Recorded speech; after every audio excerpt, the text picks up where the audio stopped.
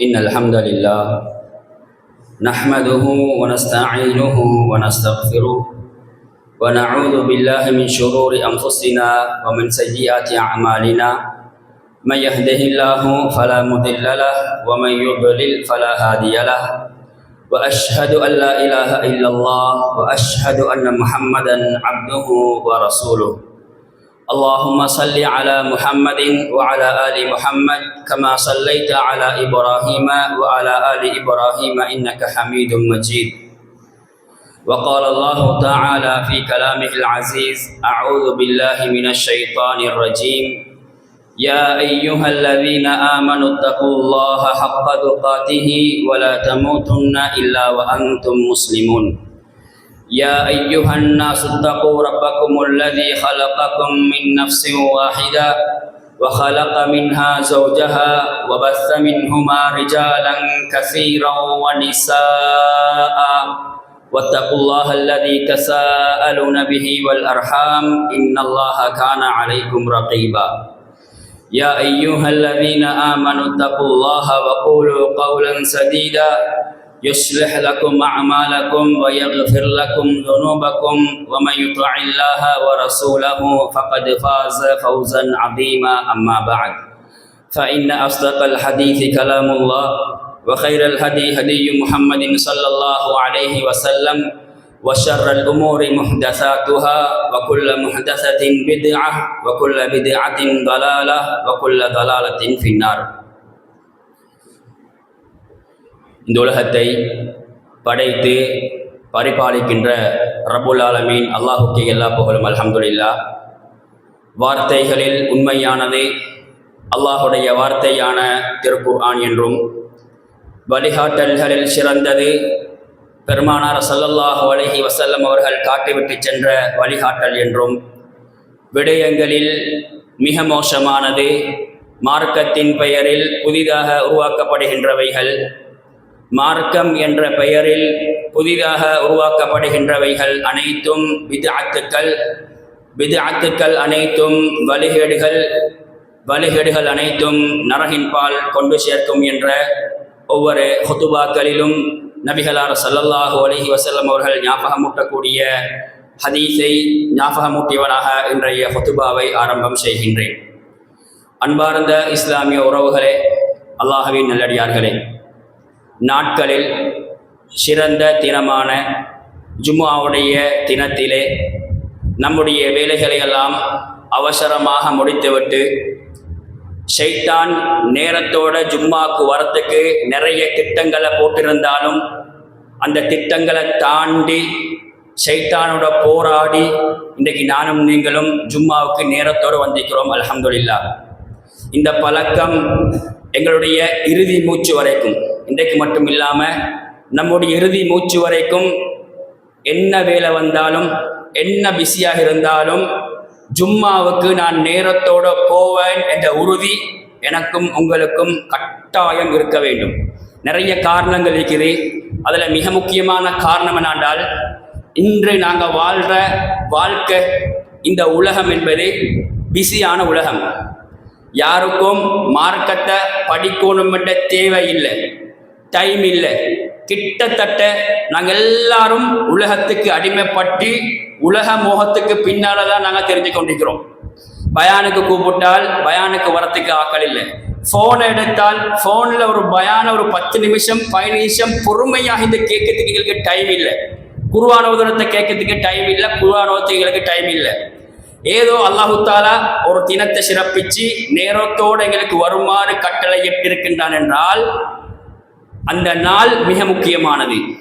நாங்கள் இன்றைக்கு ஜும்மாவுக்கு நேரத்தோடு வாரத்தால தான் எங்களோட ஈமானை கொஞ்சம் நாங்கள் பாதுகாத்து வச்சு கொண்டிருக்கிறேன். அல்லாஹ் பற்றிய பயம் எங்களுக்குள்ள வருது. பயானை கேட்கறதால ஜும்மாவுக்கு நேரத்தோட வாரத்தால நிறைய நன்மைகள் இருக்குது. அதனால நேரத்தோட வாரது பயானை நாங்கள் பாதுகாத்து கேட்கணும். அதே போல தான் எங்கள் தீக்கோணிய மிக முக்கியமான ஒரு பக்குவம் என்னாண்டால், பயான் எந்த தலைப்பில் யார் பேசினாலும், அது ஜும்மா பயான் மட்டுமல்ல, எங்கே நாங்கள் பயான் கேட்டாலும் அதிலிருந்து நான் பெற வேண்டிய பாடம் என்ன, இன்னொருத்தருக்கு நாங்கள் பயான விரல் நீட்டுறதல்ல. எங்களுக்குள்ள வந்திருக்கிற ஒரு தப்பான ஒரு பண்பு என்னாண்டால், ஒரு தலைப்புல ஒரு பயான் பண்ணப்பட்டுட்டால் இன்னாருக்கு சரியாக சொல்லப்பட்ட விஷயம் என்று நாங்கள் தலைப்பை பயான்ல சொல்லப்பட்ட நல்ல விஷயங்களை எங்களுக்குள்ள உள்வாங்கிக் கொள்ளாம, எங்களுக்குள்ள ஒரு பாடமாக படிப்பனையாக நாங்கள் எடுத்துக்கொள்ளாம இன்னொருத்தருக்கு நாங்கள் டைவர்ட் பண்றது இது எங்களுக்கு வரக்கூடாது. முதலாவதாக சொல்லப்படுகின்ற விஷயத்துல நான் பெற வேண்டிய பாடம் என்ன, என் குடும்பத்துக்கு சொல்ல வேண்டிய விஷயங்கள் என்ன, என் பிள்ளைகளை திருத்த வேண்டிய விஷயங்களை நாங்கள் நிறைய யோசிச்சு எங்களுக்குள்ள திருத்தங்களை கொண்டு வரக்கூடிய அந்த பக்குவத்தை நாங்கள் கட்டாயமாக உருவாக்கி கொள்ள வேண்டும் என்று ஆரம்பத்தில் ஞாபகம் ஊட்டிக் கொள்கின்றேன். அன்புக்கணி இஸ்லாமிய உறவுகளே, அல்லாஹ்வின் நல்லடியார்களே, இஸ்லாமிய மார்க்கத்தில் ஈமான் என்பது மிக பிரதானமான ஒரு பகுதி. ஈமானிலும் மறைவான விஷயங்களை நம்புறது என்பது மனுஷன் வாழ்க்கையில கட்டாயமாக கடைபிடிக்க வேண்டிய, நம்பிக்கை கொள்ள வேண்டிய மிக முக்கியமான அம்சம். அல்லாஹு தஆலா குர்ஆன்ல எப்படி சொல்கின்றான், சூரத்துல் பக்ரா, அலிஃப் லாம் மீம் ذَلِكَ الْكِتَابُ لَا رَيْبَ فِيهِ هُدًى لِلْمُتَّقِينَ الَّذِينَ يُؤْمِنُونَ بِالْغَيْبِ. நாங்க அடிக்கொருக்கா ஓதுற கேட்கிற வசனம் அர்த்தம் என்ன? முத்தகீன்களுடைய பண்புகள், அல்லாஹ்வை பயந்து வாழக்கூடியவருடைய பண்பு என்ன தெரியுமா? அவர்கள் மறைவானவற்றை சரியாக ஈமான் கொள்வார்கள். அன்புக்கு இஸ்லாமிய உறவுகளே, இஸ்லாத்துல ஈமான்ல மறைவான பகுதி என்பது நிறைய இருக்குது. அதுல நாங்க நம்பிக்கை வைத்திருக்கிற எங்கட இறைவன், எங்கட ரப்பு அல்லாஹ் என்பவன் மறைவானவன். நாங்க அல்லாஹ்வை கண்டா ஈமான் கொண்டிருக்கிறேன், அல்லாஹ் பார்த்தா நாங்க ஈமான் கொண்டிருக்கிறேன் இல்ல. அப்ப ரப்பு என்பவன் மறைவானவன், அது ஒரு பகுதி, அது ஒரு பாடம். இன்னும் நிறைய விஷயங்கள் இருக்குது. சுவர்க்கம் நரகமாகிக்கலாம், அதே போல மர்மையுடைய விசாரணைகள், மர்மையுடைய அந்த அமளிதுமலிகளாகிக்கலாம், எல்லாம் மறைவாக்கப்பட்டிருக்கிற விஷயங்கள். ஆகவே மறைவான விஷயங்களை நாங்க சரியாக நம்பிக்கை கொள்ள வேண்டும். எந்த அளவுக்கு என்றால், மறைவான விஷயங்களை நம்புறதுக்குரிய சிறப்பை பத்தி நபிகளார் ஸல்லல்லாஹு அலைஹி வஸல்லம் அவங்க ஒரு ஹதீஸ்ல சொல்கின்றார்கள். சஹாபாக்கள் உட்கார்ந்து கொண்டிருக்கின்ற நேரத்தில் ரசூலுல்லாஹ் சஹாபாக்களை பார்த்து சொல்கின்றார்கள், உங்களை விட ஒரு சிறந்த கூட்டம் பிறகு வருவார்கள். சஹாபாக்களை பார்த்து, ஹைருல் குரூரி கர்னி, நூற்றாண்டுகள்ல நான் வாழக்கூடிய நூற்றாண்டு தான் மிகச்சிறந்த நூற்றாண்டு என்று ரசூல் ஸல்லல்லாஹு அலைஹி வஸல்லம் அவங்க சொன்ன அந்த நூற்றாண்டில் இருந்து கொண்டு, ரசூலுல்லாஹ்வோட இருந்து கொண்டு, ரசூலோட எல்லா விஷயங்களும் கலந்து கொண்டு, யுத்தத்தில் ஜிஹாதில் எல்லாம் கலந்து கொண்டிருக்கின்ற சஹாபாக்களை பார்த்து ரசூலுல்லாஹ் சொல்கின்றார்கள், உங்களை விட சிறந்த ஒரு கூட்டம் வருவார்கள். சஹாபாக்கள் ஆச்சரியமாக கேட்கின்றார்கள், அல்லாஹ்வின் தூதரே, எங்களை விட சிறந்த ஒரு கூட்டம் வருவார்களா? ரசூலுல்லாஹ் சொன்னாங்க, ஆம், அவர்கள் யார் என்றால் என்னை காணாமல் என்னை முழுமையாக பின்பற்றுவார்கள். என்னை காணாமல் என்னை தூதராக ஏற்றுக்கொண்டு அவர்கள் முழுமையாக பின்பற்றுவார்கள். யார சொல்ற? எங்களை சொல்ற. அன்புக்கணி இஸ்லாம் உறவுகளே, நாங்க அந்த விஷயத்தில நபி அவங்களை காணாம அவர்களை பின்பற்றுகின்ற விஷயத்திலும் ரசூல் ஸல்லல்லாஹு அலைஹி வஸல்லம் அவங்க எங்களுக்கு மறைவாக்கப்பட்டது என்பதை நான் கட்டாயமாக புரிந்து கொள்ள வேண்டும். சஹாபாக்கள் சிறப்புல வேற, அது ஒரு பகுதி. ஆனால் காணாம நாங்க சரியாக நபி அவர்களை பின்பற்றுவோமாக இருந்தால் அந்த விஷயத்தில் நாங்கன்னா அவங்களை விட சிறந்த என்பதாக நபிகளார் ஸல்லல்லாஹு அலைஹி வஸல்லம் அவங்க சொல்லித் தருவதை நாங்க ஒரு படிப்பணியாக பெற்றுக்கொள்ள வேண்டும். அன்புக்கணி இஸ்லாம் உறவுகளை, அல்லாஹ்வுடைய அந்த அடிப்படையில் இன்றைய ஹுதுபாவுல சுருக்கமாக இஸ்லாம் மறைவாக சொல்லியிருக்கிற ஒரு விஷயம்தான் கபருடைய வாழ்க்கை என்பது, கபருடைய வேதனை அல்லது கபருடைய வாழ்க்கை என்பது. கபரு வாழ்க்கையை கொஞ்சம் ஞாபகமூட்டத்துக்கு, எனக்கும் சேர்த்து உங்களுக்கும் சேர்த்து ஒரு படிப்பணியாக ஞாபகமூட்டத்துக்கு நான் கடமைப்பட்டிருக்கின்றேன். அன்புக்கு இஸ்லாம் உறவுகள், என வாழ்க்கையில கட்டாயமாக மறைவான விஷயங்களை நாங்கள் ஆழமாக நம்பணும். ஆழமாக நம்புறேன் சொன்னால் அதை ஞாபகம் ஊட்டணும். மிம்பர் நூடாக, வேற பயான் நிகழ்ச்சி நூடாக, நாங்கள் ரெண்டு பேரும் பேசிக்கொள்றது நூடாக, ஒருத்தர் ஹராத்தை செய்யறாரு, அந்த ஹராம் செய்யக்கூடாது, அவரை தவிர்க்கணும் என்பதற்காக வேண்டி மறைவான விஷயங்களை சொல்லி சொல்லி நாங்கள் மறைவான விஷயங்களை ஞாபகம் ஊட்டி கொண்டிருக்க வேண்டும். மறைவான விஷயங்களை நாங்கள் எந்த அளவுக்கு ஞாபகம் ஊட்டுகின்றோமோ அந்த அளவுக்கு அல்லாஹ்வை நாங்கள் நெருங்குவோம். அந்த அளவுக்கு எங்களுக்கு அல்லாஹ்வை பற்றிய தக்வா, அல்லாஹ்வை பற்றிய பயம் எங்களுக்கு வரும். இன்றைக்கு கபர் வாழ்க்கையை பற்றி எங்களுக்கு கணக்கு இல்லை, சுவர்க்கம் நரகத்தை பற்றி எங்களுக்கு கணக்கு இல்லை, மறுமையுடைய வாழ்க்கையை பற்றி எங்களுக்கு யோசனையில நாங்கள் மறந்துட்டோம். இப்படி நாங்கள் வாழ்வோமாக இருந்தால் ஷைத்தான் லேசாக எங்களோட வாழ்க்கையில விளையாடுவான். எங்களுக்கு ஹராம் ஹலாலை பற்றி பேணிப்பு அப்படியே குறைஞ்சிடும். நாங்கள் இன்றைக்கு உலகத்துக்கு அடிமையாகி வாழ்கின்றோம் என்றால் மிக முக்கியமான அடிப்படையான காரணம் என்ன தெரியுமா? இப்படியான மறைவான விஷயங்களை நாங்கள் விளங்கி நாங்கள் படிச்சு அதை நாங்கள் ஈமான் கொள்ளல. கபரு வேதனையை பற்றி நாங்கள் படிக்கணும். நாங்கள் இந்த உலகத்தில் வாழ்ந்துட்டு போனால் கபரு வாழ்க்கை எப்படி அமையும் என்பதை நாங்கள் சரியாக விளங்கணும். ஆகவே கபரு வாழ்க்கை என்பது மனிதன் வாழ்க்கையில மிக முக்கியமான இடம், மிக பிரதானமான இடம். கபரு வாழ்க்கையை பத்தி அல்லாஹு தாலா எப்படி சொல்கின்றான்? பர்ஸஹ் என்று சொல்கின்றான். எங்களுடைய உலக வாழ்க்கையுடைய முடிவு, மறுமை வாழ்க்கையுடைய ஆரம்பம், இடைப்பட்ட அந்த வாழ்க்கையை பத்தி அல்லாஹு தாலா குர்ஆன்ல சொல்கின்ற பொழுது வமின் வராஇஹிம் பர்ஸஹுன் இலா யௌமி யுபஅஸூன், நாங்க மௌத்தானத்துக்கு பிறகு நாளை மறுமையில எழுப்பப்படும் வரைக்கும் உள்ள வாழ்க்கையை பர்ஸஹுடைய வாழ்க்கைன்னு நாங்க பார்க்கிறோம். குர்ஆன்ல சொல்லுது. கபருடைய வாழ்க்கையை நாங்க படிச்சு வச்சுக்கிறோம், பர்ஸஹுடைய வாழ்க்கைன்னு நாங்க படிச்சு வச்சுக்கிறோம். பர்ஸஹுடைய வாழ்க்கையை பொறுத்தவரையில காஃபிருக்கு பர்ஸஹுடைய வாழ்க்கை என்பதை வேதனையாகிக்கும். கெட்டவனுக்கு அல்லாஹ் பயந்து வாழாதவனுக்கு அந்த வாழ்க்கை என்பது வித்தியாசமாகிக்கும். நல்லவர்களுக்கு அல்லாஹு தாலா படித்தரங்களை வச்சுக்கிறார். நபிமாருடைய பர்ஸஹுடைய வாழ்க்கை, சுஹதாக்களுடைய அல்லாஹுடைய பாதையில யுத்தம் செஞ்சு ஷஹீதானவருடைய பர்ஸஹுடைய வாழ்க்கை, நல்லவருடைய வாழ்க்கை, முஃமினுடைய வாழ்க்கை என்று படித்தரங்களாக பிரித்து அவங்களுக்குரிய சந்தோஷங்களை சுகண்டிகளை அல்லாஹு தாலா கொடுப்பதாக ஹதீஸ்களை நாங்கள் பார்க்கிறோம். அன்புக்கணி இஸ்லாம் உறவுகளே, அல்லாஹின் அடியார்களே, ஆகவே மனுஷன் கபரு வாழ்க்கையை கொஞ்ச நேரம் யோசிக்கணும். நானும் நீங்களும் ஒரு நாளைக்கு மௌத்தாகிட்டால் என் கபரு வாழ்க்கை எப்படி இருக்கும் என்று தனியை இது நாங்கள் கட்டாயமாக யோசிக்கணும். அப்படி நாங்கள் யோசிக்கின்ற பொழுது, மறைவான விஷயங்களை நாங்கள் ஆழமாக சிந்திக்கின்ற பொழுது அல்லாஹ் பற்றிய பயம் எங்களுக்கு வரும். ஹராத்தை விட்டு நாங்கள் ஒட்டோவாக தூரமாகுவோம். சைத்தானியத்தான அந்த சூழ்ச்சிகளிலிருந்து, சைத்தானியத்தான வேலைகளிலிருந்து நாங்கள் தூரமாகுவோம் என்ற அடிப்படையை நாங்கள் புரிந்து கொள்ள வேண்டும். அன்புக்கு நீ இஸ்லாம் உறவுகளே, ஒரு மனுஷன் வாழ்க்கையில நாங்கள் மௌத்தை காண்றோம். மௌத்து என்பதை கண்ணால கண்டு நாங்கள் இன்றைக்கு வாழ்ந்து கொண்டிருக்கிறோம். எங்களோட பயணம் போன ஒருத்தர் கண்ணுக்கு முன்னுக்கு மௌத்தாகிறார். எங்களோட வாழ்ந்த ஒருத்தர் மௌத்தாகிறாரு. அவரை மௌத்தானதுக்கு பிறகு குளிப்பாட்டி கஃன் செஞ்சு நாங்கள் கபரில் அடக்கி வச்சுட்டு வரோம். ஆனால் அந்த மௌத்தால, அந்த நிகழ்வால நாங்கள் பெற வேண்டிய பாடங்களை யோசிக்கிறது கிடையாது. எங்களோட வாகனத்தில் போன ஒருத்தர் மௌத்தானால் ஒரு நாளைக்கு 2 நாளைக்கு மௌத்தை பற்றி நாங்கள் யோசிப்போம். அல்லாஹ் பற்றிய பயம் வரும். அதுக்கு பிறகு ஒட்டோவாக நாங்கள் மௌத்தை மறந்துடும். கண்ணுக்கு முன்னால காண்ற அந்த மௌத்தாலே எங்களுக்கு படிப்பினை பெற முடியாட்டி மறைவான விஷயங்கள் எவ்வளவு நாங்கள் ஈமான் கொள்ளணும், எவ்வளவு நாங்கள் நம்பணும், எவ்வளவு வாழ்க்கையில நாங்கள் படிப்பினை பெறணும் என்பது மிக முக்கியமான கேள்வி. அன்புக்கணி இஸ்லாம் உறவுகளே, ஒரு மனுஷன் வாழ்க்கையில மௌத்துடைய நேரத்தை பத்தி நபிகளார் ஸல்லல்லாஹு அலைஹி வஸல்லம் அவங்க அழகாக சொல்கின்றார்கள்.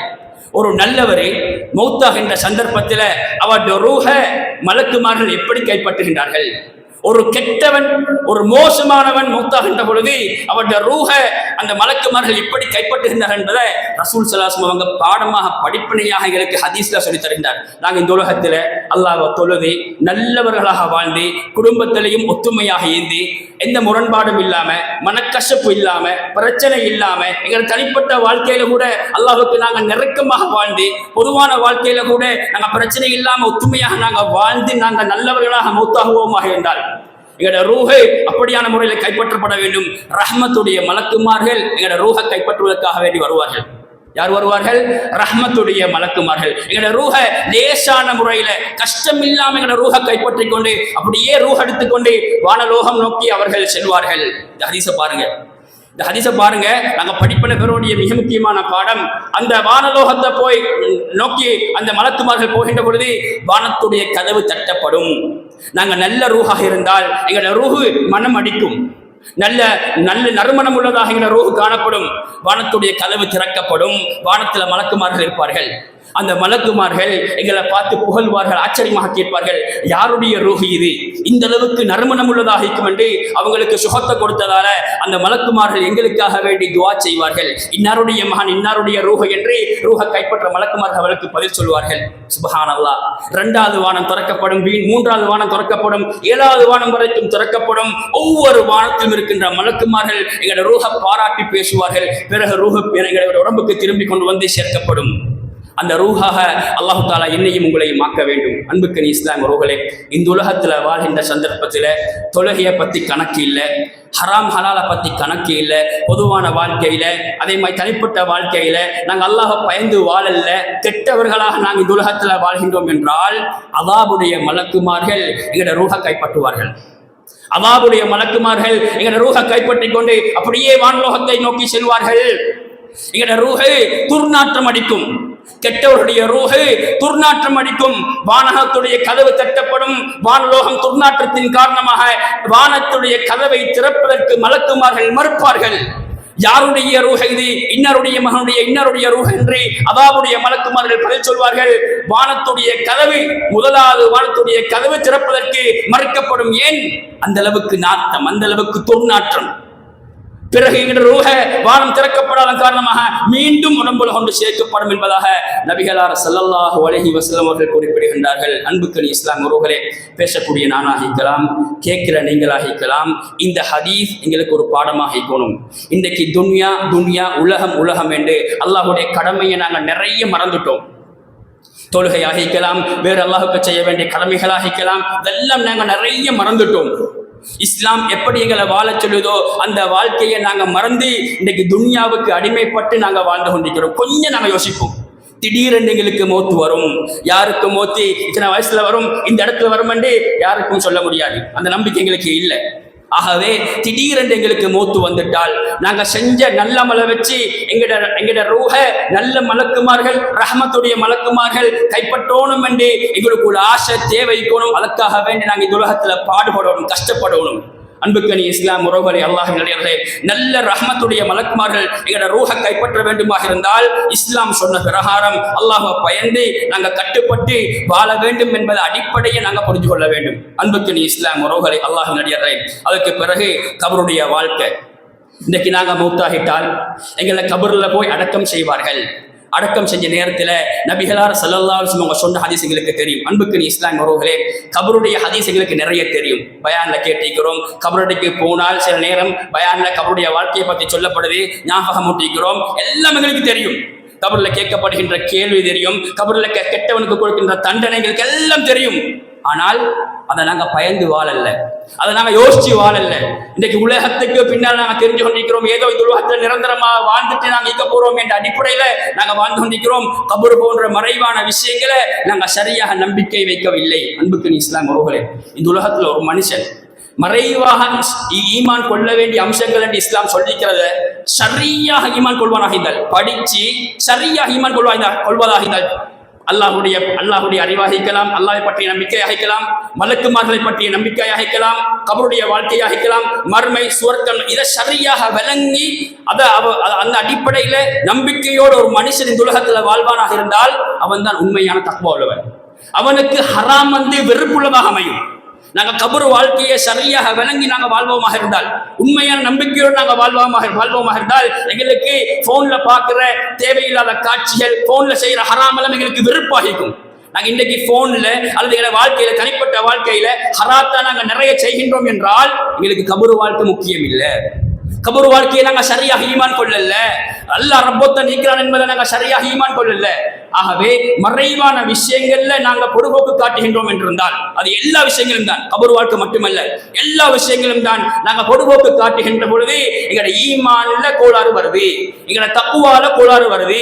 ஹராத்தை நாங்க விரும்பி செய்யக்கூடியவர்களாக நாங்க மாறிவிடுகின்றோம். ஆகவே நானும் தான் நீங்களும் தான் இன்றைக்கு உலகத்துல சர்வ சாதாரணமாக ஹராத்தை செய்கின்றோம் என்றால் அது தனிப்பட்ட முறையில் இருக்கலாம், எப்படி அல்லாஹ்வுடைய கடமையாக இருக்கலாம், எதுவாக இருந்தாலும் நாங்க ஹராத்தை செய்வோகமாக இருந்தால் நாங்க கொஞ்ச நேரம் யோசிக்கணும், என் கபர் வாழ்க்கை என்ன ஆகும், என் மர்ம வாழ்க்கை என்ன ஆகும் என்று நாங்க கொஞ்ச நேரம் யோசிக்கணும். இந்த யோசனை எங்களுக்குள்ள இருக்குமாகின்றால், இந்த பயம் எங்களுக்குள்ள இருக்குமாகின்றால் நாங்க ஹராத்தை செய்ய மாட்டோம். இது அடிப்படையான ஒரு விஷயம். அன்புக்கு இஸ்லாம் உறவுகளே, ஒரு மனுஷனை கபர்ல வைக்கப்பட்டு விட்டால் நபிகளார் ஸல்லல்லாஹு அலைஹி வஸல்லம் சொல்கிறார்கள், இன்னல் அபத இதா wudi'a fi qabrihi wa tawalla anhu ashabuhu wa innahu la yasma'u qur'ani halihim. நபி அவங்க சொல்கிறார்கள், ஒரு அடியான கபர்ல நாங்க வச்சுட்டு வந்துட்டு பிறகு எந்த அளவுக்கு அவசரமாக கேள்வி கணக்கு நடக்கும் என்றால், திரும்பி வருகின்ற பொழுது நாங்க போட்ட செருப்புடைய யோசிய கூட கபர்ல வைக்கப்பட்ட மனிதன் கேட்பானாம். அந்த அளவுக்கு அவசரமாக கேள்வி கணக்கு ஆரம்பிக்கப்படும். எங்களுக்கு தெரியும், அந்த கபர்ல உன்னுடைய ரப்பு யாரு, உன்னுடைய தீன் என்ன, உன்னுடைய மார்க்கம் என்ன, உன்னுடைய நபி யாரு என்று கேட்கப்படும். அன்புக்கு இஸ்லாம் அவர்களை இப்ப கேட்டா சிம்பிளாக நாங்க பதில் சொல்லுவோம். இப்ப கேட்டால் நாங்க சிம்பிளாக பதில் சொல்லுவோம். ஆனால் அல்லாஹ்வை சரியாக விளங்கி வாழ்ந்தால்தான் எங்களுக்கு கபர்ல பதில் சொல்ல முடியும். மார்க்கத்தை சரியாக விளங்கி குர்ஆன் சுன்னாவை சரியாக விளங்கி அந்த அடிப்படையில வாழ்ந்தால்தான் எங்களுக்கு சரியாக பதில் சொல்ல முடியும். ரசூலுடைய வாழ்க்கையை சரியாக படிச்சு ரசூல்லா எப்படி வாழுமாறு எங்களுக்கு சொன்னாங்களோ அந்த மஹப்பத்தோட ரசூலுல்லாவை நாங்க பின்பற்றினால்தான் எங்களுக்கு சரியாக வாழ முடியும் என்பதை நாங்க புரிந்து கொள்ள வேண்டும். இதை தெரியாம இன்னைக்கு நாங்க மார்க்கத்துக்கு அப்பாற்பட்டு மார்க்கம் காட்டாத முறையில நாங்க விளங்கி சின்ன புள்ள மாதிரி நாங்க கபரடிக்கு போய் அதை நாங்க சொல்லிக் கொடுக்கறதுல எந்த அர்த்தமும் கிடையாது.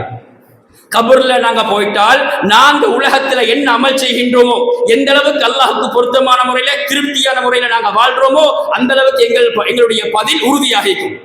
இது இல்லாம இன்னொருத்தர் சொல்லி அதுக்கு பதில் சொல்றது என்பது ஹதீஸுக்கு மாற்றமான இஸ்லாம் காட்டாத வழிமுறை என்பதை நாங்க அடிப்படையில புரிந்து கொள்ள வேண்டும். அன்புக்கு இஸ்லாம் உறவுகளை அல்லாஹ் அந்த கபர்ல கேட்கப்படுகின்ற கேள்விகளுக்கு சரியான முறையில நாங்க பதில் சொல்லிவிட்டால் மலக்குமார்கள் சொல்வார்கள், இதோ உன்னுடைய இடம் நரகத்தை காட்டி உன்னுடைய நரகத்தை பார், உனக்காக வேண்டி தயார் செஞ்சிருக்கின்ற நரகத்தை பார். ஆனால் சரியான முறையில நீ பதில் சொல்லிவிட்டாய், உனக்கு நரகம் அகற்றப்பட்டு சுவர்க்கத்தை காட்டுவார்கள். சுப்ஹானல்லாஹ்.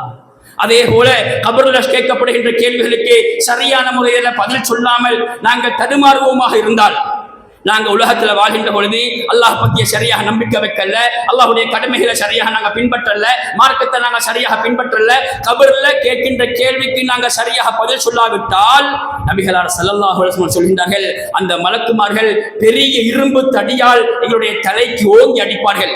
அது மறுமை வரைக்கும் நிகழும் என்று சொன்னார்கள். அந்த ஓங்கி அடிக்கின்ற அந்த வேதனை மறுமை வரைக்கும் அந்த வேதனை கொடுக்கப்படும். அல்லாஹ் அந்த வேதனையிலிருந்து அந்த தண்டனிலிருந்து என்னையும் உங்களையும் பாதுகாக்க வேண்டும். நபிகளார் ஸல்லல்லாஹு அலைஹி வஸல்லம் சொல்கின்றார்கள், அந்த வேதனுடைய சத்தம் இருக்கிறே, அந்த சத்தத்தை இந்த உலகத்தில் இருக்கிற மனுஷர்கள் ஜின்களை தவிர அடுத்த அனைத்து உயிரினங்களும் கேட்குமாம். ரசூலுல்லாஹ் சொல்கின்றார்கள், நான் மனுஷனுக்கும் ஜின்களுக்கும் அல்ல கேட்க அல்லாஹ்விடத்துல துஆ கேட்க எனக்கு ஆசையாக இருக்குது. ஆனால் அந்த சத்தத்தை மனுஷன் கேட்க முடியாது. அந்த சத்தத்தை மனுஷன் கேட்டுட்டால் மனுஷன் அப்படியே மயங்கி கீழே விழுந்து விடுவான். அந்த அளவுக்கு அந்த சத்தம் அகோரமாக என்பதாக நபிகளார் ஸல்லல்லாஹு அலைஹி வஸல்லம் அவர்கள் எங்களுக்கு எச்சரிக்கை செய்கின்றார்கள். அன்புக்கு இஸ்லாம் உறவுகளை அல்லாஹ்விலே நான் நிறைய நேரம் கபரை பத்தி சொல்ல வேண்டிய தேவை இல்லை. கபர் வாழ்க்கையை நாங்க படிச்சு வச்சிருக்கிறோம். சின்னத்திலிருந்து கபர் வாழ்க்கை உண்மை என்று நாங்க விளங்கி வாழ்ந்திருக்கிறோம். நல்லவர்களுக்கு கபர் வாழ்க்கை எப்படி இருக்கும், கெட்டவர்களுக்கு கபர் வாழ்க்கை எப்படி இருக்கும் என்று நாங்க தெரிஞ்சு வச்சிருக்கிறோம். ஆகவே நாங்க சரியாக அல்லாஹ் பயந்து வாழணும். மௌத்தான வாழ்க்கை இப்படி ஈக்கோணும், சுவர்க்கத்துக்கு டார்கெட்டாக இலக்காகி நாங்க வாழணும் என்ற அந்த தேவை அந்த நம்பிக்கை எங்களுக்கு ஈக்குமாக இருந்தால் உலகத்துல நாங்க நல்லவர்களாக வாழ வேண்டும். உலகத்துல நாங்க அல்லாஹ்வுக்கு அடிமைப்பட்டு அல்லாஹ் சொல்கின்ற மார்க்கத்தை சரியாக பின்பற்றி வாழ வேண்டும். தனியே நாங்க மார்க்கத்தை பின்பற்றுவதாக இருந்தாலும் சரி, அல்லாஹ்வுடைய கடமைகளாக இருக்கலாம், ஹராம் ஹலால் விஷயமாக இருக்கலாம், இதுல நாங்க சரியாக பெர்ஃபெக்டாக இருக்கணும். அதே மாதிரி இன்னொருத்தரோட நாங்க வாழ்கின்ற பொழுது கோபதாபம் இல்லாம விட்டு கொடுப்போட மன்னிப்போட மனைவியோட பிள்ளைகளோட சொந்தங்களோட உறவுகளோட நண்பர்களோட நாங்க விட்டு கொடுப்போட ஒற்றுமையாக வாழ வேண்டும். இப்படி நாங்க எல்லா விஷயங்களிலும் நாங்க சரியான முறையில வாழ்க்கை அமைச்சால் எங்களோட கபர் வாழ்க்கை சந்தோஷமுள்ள வாழ்க்கையாக அமையும். அன்புக்கு இஸ்லாம் உறவுகளே, கபர்ல நாங்க வைக்கப்பட்டு விட்டால் நிறைய ஹதீஸ் கிடைக்குது. நிறைய ஹதீஸ்கள் கபரை பத்தி சொல்லுது. கபர்ல நாங்க வைக்கப்பட்டு விட்டால் நாங்க நல்லவர்களாக இந்த உலகத்துல வாழ்ந்துட்டு மௌத்தானால் கபர்ல வைக்கப்பட்டதுக்கு பிறகு சுவர்க்கத்துடைய கதவு கபருக்கும் எங்களுக்கும் திறக்கப்படும் என்பதாக நபிகளார் ஸல்லல்லாஹு அலைஹி வஸல்லம் சொல்கிறார்கள். அப்படியானவர்களாக அல்லாஹ் தஆலா எங்களை ஆக்கணும். நாங்க கபர்ல வைக்கப்பட்டுட்டால் எங்களுடைய சுவர்க்கத்தை நாங்க பார்த்து கொண்டிருக்கலாம். சுவர்க்கத்துடைய வாசனை, சுவர்க்கத்துடைய அந்த அனைத்து சந்தோஷமான விஷயங்களையும் சுகந்திகளையும் எங்களுக்கு பார்த்து ரசிக்கலாம் என்பதாக நபிகளார் ஸல்லல்லாஹு அலைஹி வஸல்லம் சொல்கின்றார்கள். இதையே மாற்றமாக இருந்தால், கெட்டவர்களாக இருந்தால், மோசமானவர்களாக இருந்தால் எங்களுக்கு கபர்ல நரகத்துடைய கதவு திறக்கப்படும். நரகத்துடைய கதவு திறக்கப்படும். நரகத்துடைய கதவுல திறக்கப்பட்டால் கொடூரமான காட்சிகள், வேதனைகள், அதே போன்று கபருடைய அந்த ஷூட்டிங் காரணமாக எங்களுக்கு வேதனை அளிக்கப்படும் என்பதாக நபிகளார் ஸல்லல்லாஹு அலைஹி வஸல்லம் அவர்கள் அந்த தண்டனையை நமக்கு எச்சரிக்கை செய்கின்றார்கள். அன்புக்கு இஸ்லாம் உறவுகளே, அல்லாஹ்வின் நல்லடியார்களே, இந்த உலகத்துல வாழ்கின்ற சந்தர்ப்பத்தில் நாங்க நல்லவர்களாக வாழ்ந்து கபர் வாழ்க்கையில சுகண்டியாக சந்தோஷமாக வாழக்கூடிய பாக்கியத்தை நாங்கள் உருவாக்கி கொள்ள வேண்டும். அன்பார்ந்த இஸ்லாம் உறவுகளே, அல்லாஹ்வின் நல்லடியார்களே, ஒரு முறை நபிகளார் ஸல்லல்லாஹு அலைஹி வஸல்லம் வீட்டுக்கு ஒரு யஹூதி பெண்மணி வருகின்றார். எங்களுக்கு தெரிஞ்ச விஷயம். அந்த யஹூதி பெண்மணி ஆயிஷா ரலியல்லாஹு அன்ஹாவோட கதைச்சிட்டு கபர் வாழ்க்கையை பற்றி கதைச்சிட்டு ஒரு துஆ கேட்கின்றார்கள். எப்படி என்றால், அல்லாஹ் உங்களை கபருடைய வேதனையை விட்டும் பாதுகாக்க வேண்டும் என்று. அப்ப ஆயிஷா ரலியல்லாஹு அது வரைக்கும் கபருடைய வாழ்க்கையை பற்றி பெருசாக தெரியாது. அந்த யஹூதி பெண்மணி திரும்பி போய்விடுகின்றார். நபிகளார் ஸல்லல்லாஹு அலைஹி வஸல்லம் வருகின்றார்கள். நபிகளார் ஸல்லல்லாஹு அலைஹி வஸல்லம் ஆயிஷா ரலியல்லாஹு கேட்கின்றார்கள், கபரு வாழ்க்கை என்பது இருக்கின்றதா, கபரில் வேதனை என்பது இருக்கின்றதா என்று கேட்ட பொழுது, நஅம் அதாபுல் கப்ரி ஹக்குன், கபரு வாழ்க்கை ஒன்று இருக்குது, கபரில் கெட்டவர்களுக்கு வேதனை கொடுக்கப்படுகின்றது என்பது உண்மையான என்பதாக நபிகளார் ஸல்லல்லாஹு அலைஹி வஸல்லம் சொல்லிவிட்டு சொல்லினார்கள். அந்த ஹதீஸ் அறிவிக்கக்கூடிய ஆயிஷா ரலியல்லாஹு சொல்கின்றார்கள், அந்த சம்பவத்துக்கு பிறகு நபிகளார் ஸல்லல்லாஹு அலைஹி வஸல்லம் அவங்க ஒவ்வொரு தொழுகையிலும் அத்தஹியாத்து ஓதிவிட்டு சலாம் கொடுப்பதற்கு முன்னால அல்லாஹும்ம இன்னி அஊது பிக்க மின் அஸாபில் கப்ர் வ மின் அஸாபின் நார் வ மின் ஃபித்னத்தில் மஹ்யா வல் மமாத் வ மின் ஷர்ரி ஃபித்னத்தி மஸீஹித் தஜ்ஜால். இந்த துஆவை ரசூல் ஸல்லல்லாஹு அலைஹி வஸல்லம் அவங்க மௌத் வரைக்கும் ஓதினார்கள். அன்புக்கு இஸ்லாம் உறவுகளே, எனக்கும் ஆசை, உங்களுக்கும் ஆசை, கப்ரில் இருந்து வேதனையிலிருந்து நாங்கள் பாதுகாக்கிறோம், கபரு தண்டனையிலிருந்து பாதுகாப்பு பெறணும் என்ற ஆசை நிறைய பேருக்கு இருக்குது. நாங்க செய்யணும், உலகத்துல நல்லவர்களாக மாறணும், அதே போல் அல்லாஹ்ட்ட நிறைய துஆ கேட்கணும். இங்க எத்தனை பேருக்கு இந்த துஆவை பாடமாக்கி நாங்க வச்சிக்கிறேன், துஆவை பாடமாக்கி வச்சிருந்தாலும் எத்தனை பேரு அத்தஹியாத்துல இந்த துஆ ஓதுற கொஞ்சம் யோசிக்கணும். இன்னைக்கு தொழுகைக்கு வந்துட்டால் அவசரமாக தக்பீரை கட்டுற, அவசரமாக ருக்கு சுஜூத் செய்யற, அவசரமாக அத்தஹியாத் ஓதுற, அவசரமாக நாங்க போறோம்.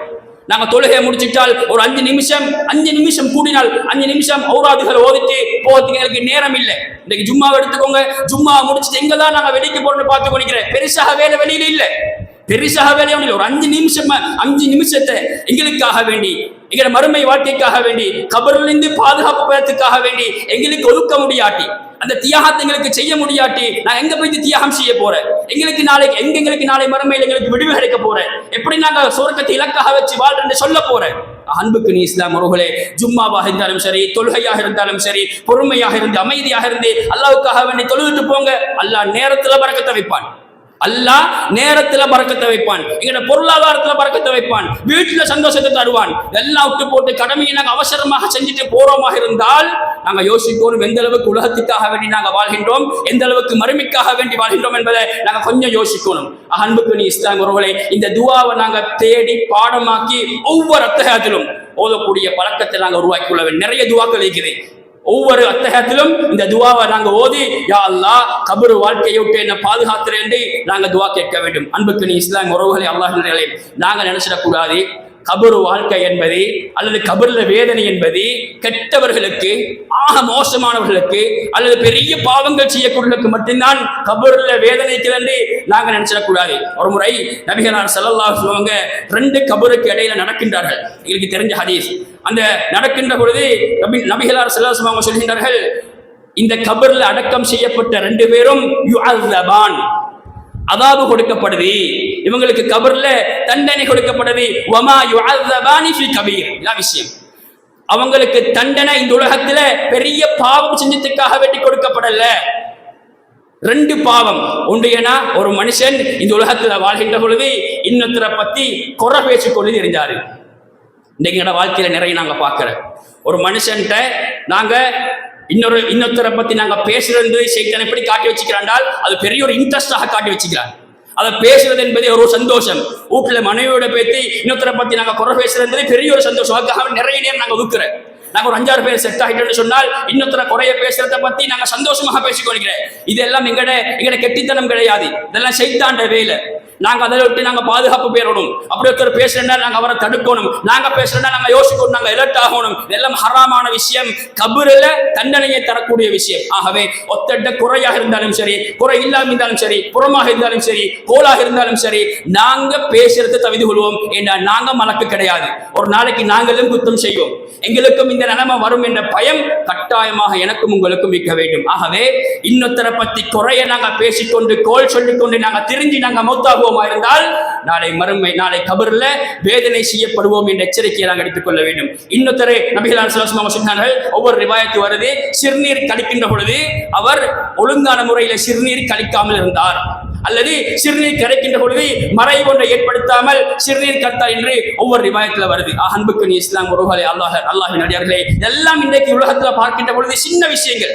இன்னைக்கு நாங்க சிம்பிளாக பார்க்கிறோம், சின்ன பாவமாக பார்க்கிறோம். ஆனால் கபர்ல வைக்கப்பட்டு விட்டால் இதற்கும் தண்டனை இருக்கின்றது என்பதாக நபிகளார் ஸல்லல்லாஹு அலைஹி வஸல்லம் சொல்கின்றார்கள். ஆகவே வாழ்க்கையில நாங்கள் நிறைய பாவங்கள் செய்கின்றோம். தொழுகையை நாங்கள் வேணுமென்று விடுகின்றோம். தொழுகை 5 நேரம் கட்டாயமாக தொழணும் எங்களுக்கு தெரியும். சுபஹுடைய ஜமாத் இல்ல, இஷாவுடைய ஜமாத் இல்ல, சுபஹுடைய வக்துடைய நேரத்துக்கு நாங்கள் தொழுறல்ல, இதெல்லாம் நாங்கள் தொழாம இருந்து கபர்ல போய் எங்களுக்கு தப்ப முடியுமா? கொஞ்சம் யோசிக்கணும். அதே மாதிரி தனிப்பட்ட முறையில் நிறைய பாவங்கள் செய்கிறோம். போன் எடுத்தால் போன்ல நாங்கள் பாவத்தை தான் நிறைய செய்கிறோம். அதே மாதிரி தனிப்பட்ட முறையில் ஒரு பயணம் போயிட்டு சொன்னால் நிறைய பாவங்கள் செய்கிறோம். எங்களுக்கு தெரியும் நாங்க எந்த அளவுக்கு பாவத்தோட மூழ்கிக்கிறோம், எந்த அளவுக்கு பாவத்துல நாங்க இன்ட்ரெஸ்ட் ஆகிக்கிறோம் என்று எங்க ஒவ்வொருத்தருக்கும் தெரியும். நாங்க யோசிக்கக்கூடிய நேரம் இந்த நேரத்தில் எங்களுக்கு மூத்து வந்துட்டால் கபர் வாழ்க்கை எப்படி அமையும் என்று நாங்கள் யோசிக்கணும். அதே போன்றுதான் நாங்கள் குடும்பமாக வாழ்கின்ற பொழுது, பள்ளியில் நாங்கள் ஜமாத்தாக இருக்கின்ற பொழுது, சமூகமாக நாங்கள் செய்கின்ற பாவங்கள் நிறைய இருக்குது. எல்லாம் நாங்கள் தெரிந்து கொள்ளணும்.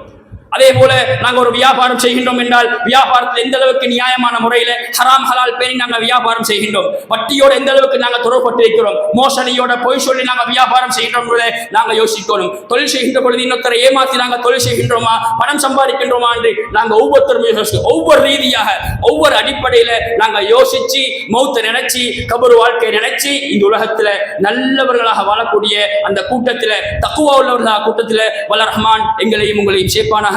وآخر دعوانا الحمد لله رب العالمين.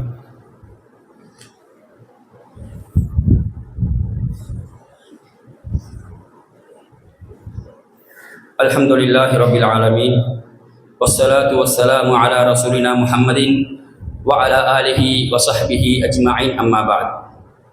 அன்பார்ந்த இஸ்லாமிய உறவுகளே, அல்லாஹ்வின் நல்லடியார்களே, அடிக்கொரு முறை மனித வாழ்க்கையில் ஞாபகமூட்ட வேண்டிய மிக முக்கியமான பகுதி மௌத்து, கபர் வாழ்க்கையை நாங்கள் சுருக்கமாக பார்த்தோம். சில நேரம் பயான கேட்டுட்டு ஒரு நாளைக்கு 2 நாளைக்கு அது சம்பந்தமாக எங்களுக்கு ஞாபகமிக்கும், அல்லாஹ் பற்றிய பயமிக்கும். நாங்கள் இன்றைக்கு திருந்தோணும் என்றால் பயான கேட்கிற என்பது ஒரு பகுதி. எங்களை தனிப்பட்ட முறையில் எங்களுக்குள்ள நாங்கள் பக்குவத்தை உருவாக்கி கொள்ள வேண்டும். நான் யார், நான் எதை நோக்கி வாழ்கின்றேன், என் வாழ்க்கை எப்படி போகுது, என் சம்பாத்தியம் எப்படி போகுது, குடும்பத்தோடு நான் எப்படி வாழ்றேன் என்று ஒவ்வொருத்தரும் தனியே யோசிக்கணும். யோசிச்சு அதில் நான் விடுகின்ற பிழைகள் என, இஸ்லாத்துக்கு மாற்றமான விஷயங்கள் என, குர்ஆன் சுன்னாவுக்கு முரணான விஷயங்கள் என, அல்லாஹ்வுடைய கடமையில விடுகின்ற பொடுபோக்குகள் விஷயங்கள் எனாண்டு நாங்கள் யோசிச்சு நாங்கள் எங்களை ஒவ்வொருத்தரும் தனியே திருத்துவோமாக இருந்தால் எங்களுக்கு உலகத்தில் திருந்தி வாழலாம். அப்படி இல்லாட்டி பயான கேட்டுட்டு போவோமா இருந்தால் ஒரு நாளைக்கு 2 நாளைக்கு அந்த கேஸ் ஈக்கும், அதோடு அப்படியே குறைஞ்சிடும். ஷைத்தான் லேசாக அவனுக்கு எங்களை அடிமைப்படுத்தி வைத்து விடுவான். அன்புக்கு இஸ்லாம் உறவுகளே, கபர் வாழ்க்கை, மௌத்து, சுவர்க்கம், நரகம், இப்படியான தலைப்புகள் அடிக்கொரு முறை ஞாபகம் ஊட்ட வேண்டும். அடிக்கொரு முறை நாங்கள் கேட்டு அதை நாங்கள் பயந்து நல்லவர்களாக தக்குவா உள்ளவர்களாக நாங்கள் வாழ வேண்டும். இன்றைக்கு எனக்கும் ஆசை, உங்களுக்கும் ஆசை, மௌத்தாகிட்டால் கபரில் நல்லவர்களாக, அதே மாதிரி கேட்கப்படுகின்ற கேள்விகளுக்கு சரியான முறையில் பதில் சொல்லி சுவர்க்கத்தை பார்த்து கொண்டு கபரில் வாழ்க்கையை வாழணும் என்று எனக்கும் ஆசை, உங்களுக்கும் ஆசை. அன்புக்கு இஸ்லாம் உறவுகளே, ஆனால் அது லேஸ் இல்லை. இந்த உலகத்தில் நாங்கள் போராடணும், இந்த உலகத்தில் நாங்கள் கஷ்டப்படணும், ஷைத்தானோட நாங்கள் சண்டை பிடிக்க வேண்டும். அப்படி நாங்கள் தியாகம் செஞ்சால்தான் எங்களுக்கு என்ன செய்யலாம், உலகத்திலும் நிம்மதியாக வாழலாம், கபரிலும் மறுமையிலும் எங்களுக்கு நிம்மதியாக வாழலாம். அன்புக்கு இஸ்லாம் உறவுகளே, கபர் வாழ்க்கை என்பது லேஸ் இல்லை. ஒரு மனுஷன் நிரந்தரமான வாழ்க்கையில ஆரம்பம் தான் கபரு. ஒரு முறை உஸ்மான் ரலியல்லாஹு அவங்க கபரை கண்டுட்டால் தாடி நலைகின்ற அளவுக்கு விம்மி அழுவார்கள். கபரை கண்டுட்டால் உஸ்மான் ரலியல்லாஹு அவங்க தாடி நலைகின்ற அளவுக்கு விம்மி அழுவார்கள். சஹாபாக்கள் கேட்பார்கள், உஸ்மானே, அல்லாஹ்வுடைய தூதருடைய சபையில சுவர்க்கம் ஞாபகம் ஊட்டப்படுது, நரகம் ஞாபகம் ஊட்டப்படுது, தண்டனைகள் ஞாபகம் ஊட்டப்படுகின்றன, இதை கேட்டு நீங்க அழாம கபரை கண்டுட்டால் ஏன் இவ்வளவு அழுகின்றீர்கள்? உஸ்மான் ரலியல்லாஹு சொன்ன வார்த்தை என்ன தெரியுமா? எனக்கும் உங்களுக்கும் பாடமாகிக்க வேண்டும். இந்த கபர் வாழ்க்கை தான் ஒரு மனுஷன் ஆரம்பம். நாங்கள் மௌத்தாகிட்டால் எங்களை குளிப்பாட்டி கஃன் செஞ்சு கபரில் வச்சுட்டால் கபர் வாழ்க்கை தான் எங்கள் நிரந்தரமான வாழ்க்கைக்கு ஆரம்பம்.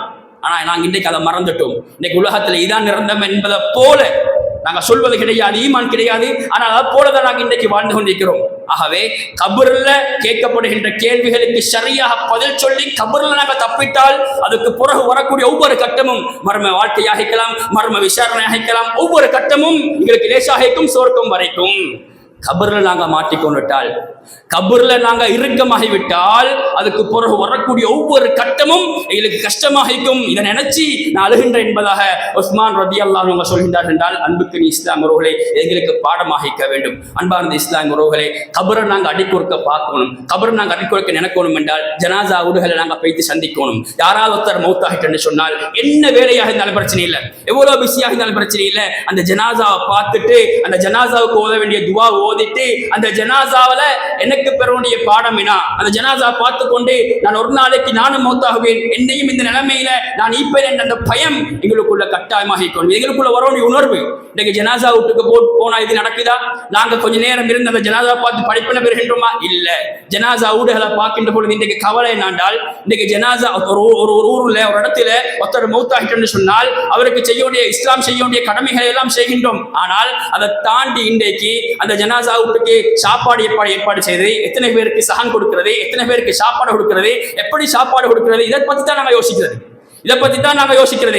மௌத்தானால் அந்த வீட்டுக்கு சாப்பாடு கொடுக்கிற ஒரு விஷயம் இஸ்லாம் சொல்லி தருது. அவங்க கவலையில் இருப்பாங்க, அவங்களுக்கு சாப்பாடு கொடுக்க இஸ்லாம் சொல்லுது. ஆனால் அதை தாண்டி இன்றைக்கு எப்படி நாங்க மாறிக்கிறோம் என்றால், மௌத்தால பெற வேண்டிய பாடங்களை படிப்படி நாங்க பெறாம நாங்க சேர்ந்து கொண்டு அந்த வீட்டுல சந்தோஷமாக இருக்கிறது, பேசுறது, சாப்பாடு தின்றது, சாப்பாட்டுக்கு என்ன ஆப்ஷன் கொடுக்கிறது என்று இன்றைக்கு கலாச்சாரம் மாறிக்கொண்டிருக்குது. நாங்க யோசிக்கணும்.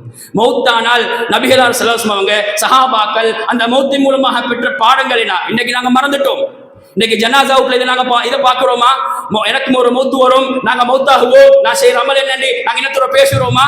கிடையாது. இன்னைக்கு மௌத்தான வீட்டுல சந்தோஷமாக சிரிச்சு நாங்க பேசிக் கொண்டிருக்கிறோம். ஏதோ சாப்பாடு விட்டு வந்தது போல நாங்க சிரிச்சு நாங்க சாப்பாடு கொண்டிருக்கிறோம். இந்த கலாச்சாரம் மாறணும். மௌத்தை பார்த்தால், மையத்து வீட்டுக்கு போனால் எனக்கு ஒரு மௌத்து வரும் என்று பயம் வைக்கணும். அதே மாதிரிதான் நாங்கள் கபரடிக்கு போய்விட்டால், ஜனாசா பின்தொடர்ந்து நாங்கள் தொழுகை நடத்திட்டு கபரடிக்கு போய்விட்டால் யோசிக்கணும். சொல்ற விஷயம் ஒரு உள்ளத்தை நோவினைப்படுத்துமாக இருந்தால் அல்லாஹ்வுக்காக வேண்டி மன்னிச்சு கொள்ளுங்க. இன்றைக்கு நாங்கள் மறந்துட்டோம். கபரடிக்கு போயிட்டால் ஜனாசா வீட்டுக்கு எல்லாரும் வருவாங்க, தூரத்திலிருந்து வருவாங்க, சொந்தங்கள் வருவாங்க, நாளைக்கு போற கண்ட எங்க நண்பர்கள் வருவார்கள். கபரடிக்கு போயிட்டு நாங்கள் அவங்களோட சிரிச்சு பேசிக் கொண்டிருக்கிறோம் என்றால் என்ன நிலைமை? கபரை கண்டுட்டால் உஸ்மான் ரலியல்லாஹு அவங்க தாடி நலையிற அளவுக்கு அழுவார்கள். எங்களுக்கு கபரை கண்டால் என்ன உணர்வு வருது? எங்களுக்கு கபரடிக்கு போயிட்டால் என்ன உணர்வு வருது? நாங்க யோசிக்கிறோமா? இல்ல. யாரு வந்து யாரு போனது, சுகத்தை விசாரிச்சு கொண்டு சந்தோஷமாக நாங்க பேசிக்கிறோம். சுகத்தை விசாரிக்கணும், பேசணும். ஆனால் பொருத்தமான இடத்துல பேசணும். கபரடி அதுக்கு பொருத்தமான இடம் கிடையாது. இன்னைக்கு அரசியல பேசுறது, இன்னத்தை பத்தி உருபலாய் பேசுறது, புறத்தை பேசுறது, எல்லாத்தையும் நாங்க பேசக்கூடிய இடம் ஒன்று மஸ்ஜிதாகிக்கும், அல்லது கபரடியாகிக்கும், அல்லது ஜனாசா ஊடாகிக்கும். அன்புக்கு இஸ்லாம் ஒருவரை மாறணும்.